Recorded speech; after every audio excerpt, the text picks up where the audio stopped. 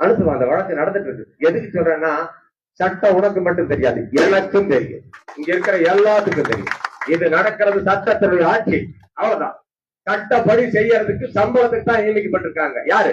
மாவட்ட ஆட்சியர், மாவட்ட கண்காணிப்பாளர், அத்தனை அரசு பணியாளர்கள்.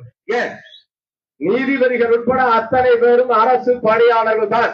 அவங்க சட்டப்படி மட்டும்தான் செய்ய முடியும். யாருக்கும் எந்த அதிகாரமும் கிடையாது. அதை நீங்க புரிஞ்சுங்க. வெள்ளக்கார காலத்துல இதை வச்சு மிரட்டினாலும் இன்னும் மிரட்டிட்டு இருக்கீங்க. அப்படியெல்லாம் ஒண்ணுமே கிடையாது. நாம நியாயமான விஷயங்களை செய்யறோம். நான் முதல்லயே அவர்கிட்ட அருள் பேசும்போது சொன்னேன், எல்லாரும் ரோட்ல உட்கார்றத நான் ஒத்துக்க மாட்டேன்னு சொல்லிட்டு, இல்லன்னா நம்ம அங்க மாவட்ட ஆட்சியர் அலுவலகத்துக்கு போலாம். நான் அதை ஆதரிக்கிறேன். ஏன்னு கேட்டா, சாலை மறியல் என்பது சட்டவிரோதமானது. யார் பண்ணாலும் அதுக்கு எல்லாத்துக்கும் ஒரே தண்டனை தான். நீங்க நீதிமன்றத்துக்கு போகும்போது நீதிபதி கேட்பாரு, என்ன பண்ணீங்கன்னு. நாங்க மாவட்ட ஆட்சியர் அலுவலகத்துக்கு போய் காத்திருந்தோம் சொன்னா என்ன காரணம் கேட்பாரு. இல்ல நமக்குரிய குணம், அந்த இடத்துக்கு பேர், அந்த குளம் இருக்கிற இடத்துக்கு பேர் என்ன, கொண்டமார் காலனி, அது இல்ல அந்த இடம், அந்த அந்த அந்த அந்த காலனியா இடத்துல நாம போய் காத்திருக்கலாம். போலீஸ் நம்மள ஒண்ணும் பண்ண முடியாது, வருவாய்த்துறை ஒண்ணும் பண்ண முடியாது. அந்த இடத்துல இங்க நான் அதான் முதலே சொன்னேன், இங்கெல்லாம் வேண்டாம்.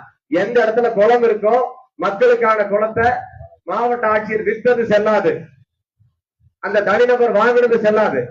அதுக்காக வேண்டி காவல்துறை அங்க காவல் காக்கிறது சட்டவிரோதம். நாம அங்க போய் காத்திருக்கலாம்னு சொன்னேன்.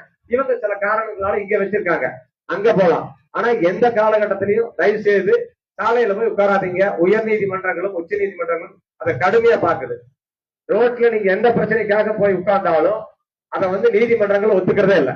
அதனால நீங்க இந்த ரோட்ல உட்கார்றதுங்கிறத ஒரு போராட்ட வடிவமாக சொல்ல வேண்டாம். ஏன் அதை சொல்றேன்னா, பெங்களூர்ல இருந்து கொச்சினுக்கு போறாரு, கோயம்புத்தூர் போறாரு ஒரு குடும்பம். நீ நம்ம பிரச்சனைக்காக, நமக்கு யாரு கூட பிரச்சனை, மாவட்ட நிர்வாகத்து கூட அல்லது ஒரு தனிநபர் கூட, சாயப்பட்டறை அதிபர் கூட, இதுக்காக நம்ம போய் ரோட்டை மறிச்சு ஒரு 3 மணி வச்சிருக்கிறோம்.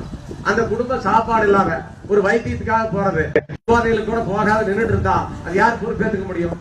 அதனால சாலை மறியல் என்பது ஒரு போராட்ட வடிவமா வச்சுக்க வேண்டாம். இதுக்கு மட்டும் இல்ல, வருங்காலத்துல கூட சொல்றேன், தண்ணி இல்லைன்னா ரோட்ல உட்கார்றது, ரோட்ல உட்காருங்க, பஞ்சாயத்து அலுவலகத்துல போய் உட்காருங்க, பிடிஓ வீட்டுல போய் உட்காருங்க, வீட்டுல உட்காருங்க, பிடிஓ வீட்டுல போய் குடத்தோட உட்காருங்க, தாசில்தார் வீட்டுல போய் உட்காருங்க. ஒண்ணும் தப்பு இல்ல. தண்ணி பிடிச்சு குடியா, அதுக்கு தான் நீ சம்பளம் வாங்குறேன்னு சொல்லிட்டு ரோட்ல உட்காரு. நான் நிறைய செய்திகளை பார்ப்பேன். அதுல இன்னொரு செய்தி, காவல்துறைக்கு ஒரு நெருக்கடி இருக்குது. எந்த இடத்துலயும் நீ சாலை அனுமதிக்க கூடாதுன்னு ஒவ்வொரு எஸ்பிக்கும் சுற்றறிக்கை விட சொல்லி உயர் நீதிமன்றம் உத்தரவிட்டு இருக்குது. ஏன்னா அவங்களுக்கு அதில் நெருக்கடி வரும். அதனால சாலை மறியல். இன்னொரு செய்தி என்னன்னா, நீங்க இவ்வளவு பேர் வந்திருக்கீங்க, நான்